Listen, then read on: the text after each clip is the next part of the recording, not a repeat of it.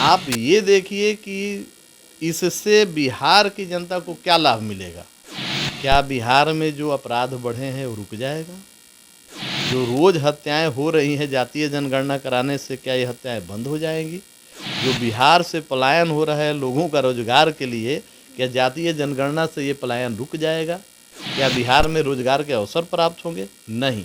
तो जब मूल मुद्दा है कि हमारा शिक्षा कैसे सुधरे, हमारा स्वास्थ्य की व्यवस्था कैसे सुदृढ़ हो, हमारे बिहार के लोगों को बिहार में ही कैसे रोजगार मिले, तो मूल मुद्दों से ध्यान भटकाने के लिए ये जातीय जनगणना का जो नाटक और जो प्रयोजन किया जा रहा है सरकार के द्वारा, बिहार के लोग और पूरे देश के लोग इसको समझ रहे हैं। नमस्कार, दर्श न्यूज देख रहे हैं आप और मैं हूं आपके साथ दक्षा प्रिया। तो हाईकोर्ट की तरफ से बिहार सरकार को बड़ी राहत मिली है, जहां पर जातीय जनगणना जिस पर रोक लगी थी, अब हाईकोर्ट ने रोक जो है वो हटा ली है। इस वक्त बात करने के लिए हमारे साथ लोक जनशक्ति पार्टी रामविलास के संसदीय बोर्ड के अध्यक्ष हुलास पांडे सर मौजूद है। सबसे पहले आपका स्वागत है। जी, बहुत बहुत धन्यवाद आपका दीक्षा जी। अभी हम लोगों ने खबर सुना है और आपके माध्यम से भी जानकारी है, आपके चैनल को पहले शुभकामना। जो जातीय जनगणना की बात है, तो पहले से ही हम लोगों ने कहा है, हमारे पार्टी के राष्ट्रीय अध्यक्ष आदरणीय चिराग पासवान जी ने कहा है कि जातीय जनगणना से कोई किसी जनता को लाभ होने वाला नहीं है।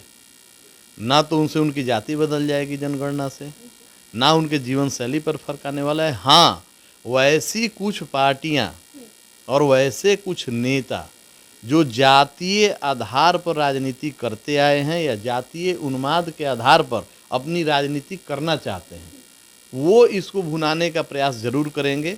हमारी पार्टी की तरफ से और मेरे तरफ से हमको लगता है कि जातीय जनगणना से कोई फर्क पड़ने वाला नहीं है। लेकिन जो बिहार सरकार है उनका साफ तौर से स्टैंड है कि अगर जातीय जनगणना होती है, जब जातीय जनगणना हो भी रही थी तो उन लोगों ने साफ तौर से कहा था कि अगर जातीय जनगणना की जाती है तो उससे फ़ायदा सभी जाति के लोगों को होगा। ऐसे आरक्षण देने में या बहुत सारे प्रावधानों में इससे उनको फ़ायदा पहुँचेगा।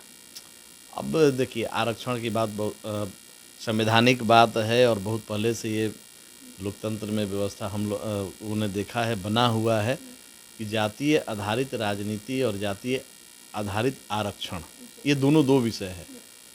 जातियों का जो ऐसी जातियां जो अंतिम पंक्ति के लोग हैं, कुछ ऐसी जातियां जो बहुत पीछे रह गए हैं विकास के मामले में, उनको आरक्षण देने का प्रावधान हमारे संविधान में है और वो लागू है।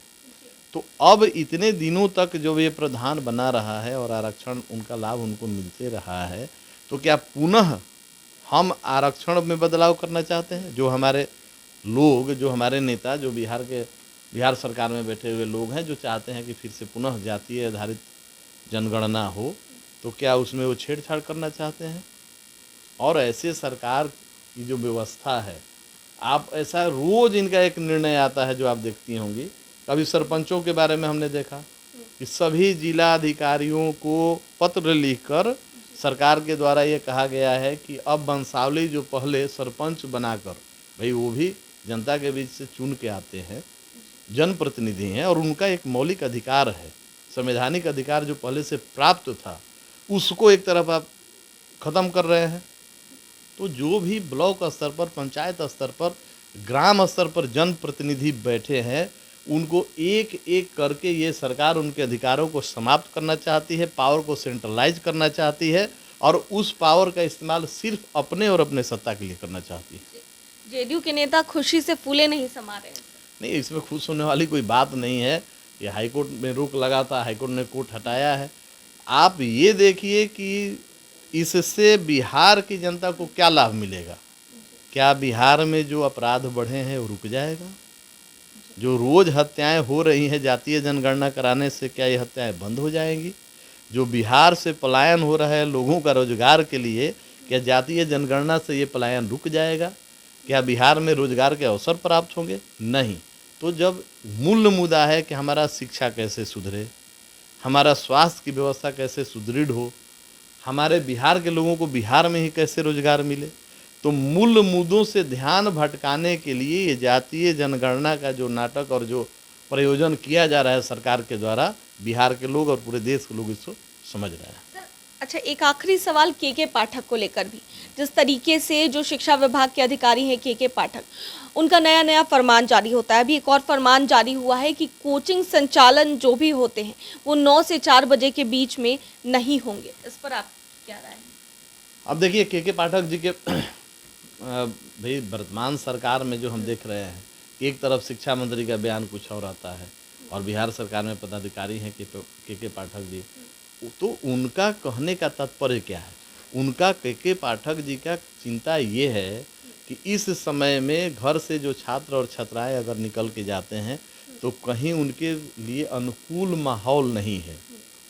अनुकूल माहौल नहीं है कि वो घर से निकले और शिक्षा के लिए जाएं या लौटे, क्योंकि बिहार में जो अपराध का ग्राफ काफ़ी बढ़ा हुआ है और ऐसे परिस्थिति में उनके साथ कोई होनी अनहोनी ना हो, शायद इन विषयों को ध्यान में रखकर के पाठक जी ने ऐसा बात रखा हो।